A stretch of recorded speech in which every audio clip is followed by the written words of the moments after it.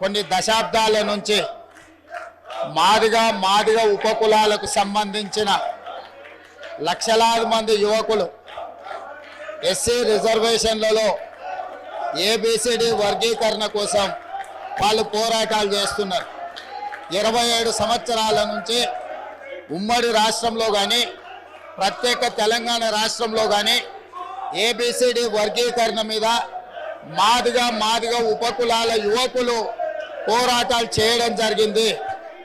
వారి పోరాటాల ఫలితం ఒకనాడు ఇదే శాసనసభలో మాదిగ ఉపకులాల వర్గీకరణ కోసం వాయిదా తీర్మానం ఇస్తే నాతో పాటు ఆనాటి శాసనసభ్యుడు సంపత్ కుమార్ను కూడా ఈ సభ నుంచి బహిష్కరించడం జరిగింది. గత ప్రభుత్వం ఏబిసిడి వర్గీకరణ మీద కేంద్రానికి ప్రధానమంత్రికి విజ్ఞప్తి చేయడానికి అఖిల పక్షాన్ని తీసుకెళ్తామని చెప్పి తీసుకుపోకుండా మాదిగ సోదరులను మోసం చేయడం జరిగింది. కానీ డిసెంబర్ 3, 2023 నాడు ప్రజాప్రభుత్వం బాధ్యత తీసుకున్న తర్వాత తక్షణమే మా ఉప ముఖ్యమంత్రి గారి సూచన మేరకు మాజీ ఉప ముఖ్యమంత్రి ప్రస్తుత మంత్రి దామోదర్ రాజనరసింహ గారి నేతృత్వంలో మా శాసనసభ్యులందరినీ అడ్వకేట్ జనరల్ ని ఢిల్లీకి సుప్రీంకోర్టుకు పంపించి న్యాయ కోవిధులతోని చర్చించి సుప్రీంకోర్టులో బలమైన వాదనను తెలంగాణ రాష్ట్ర ప్రభుత్వం కాంగ్రెస్ ప్రభుత్వం వినిపించడంతో ఈనాడు సుప్రీంకోర్టు మాదిగ ఉపకులాల వర్గీకరణకు అనుకూలమైన తీర్పునివ్వడం జరిగింది.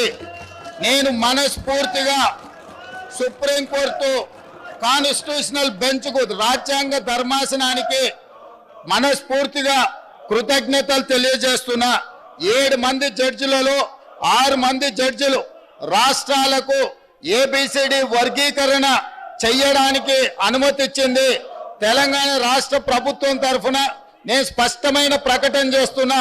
దేశంలోనే అందరికంటే ముందు బాగానే నిలబడి తెలంగాణ రాష్ట్ర ప్రభుత్వం ఏబిసిడి వర్గీకరణ అమలు చేసే బాధ్యత మా మిత్రులు మా మంత్రివర్గ సహచరులు మేమందరం తీసుకుంటాం. అవసరమైతే ఇప్పుడు ఇచ్చిన ఉద్యోగ నోటిఫికేషన్లలో కూడా వర్గీకరణను అమలు చేయడానికి అవసరమైతే ఆర్డినెన్స్ తీసుకొచ్చి మాదిగ సోదరులకు న్యాయం చేసే బాధ్యత మేము తీసుకుంటాము.